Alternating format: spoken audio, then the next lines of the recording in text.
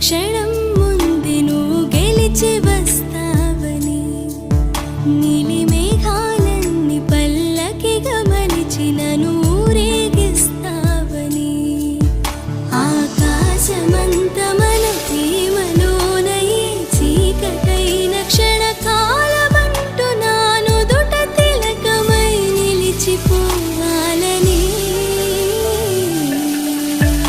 ఎంత చిత్రం ప్రేమ వింత వీలు నామ రాసింది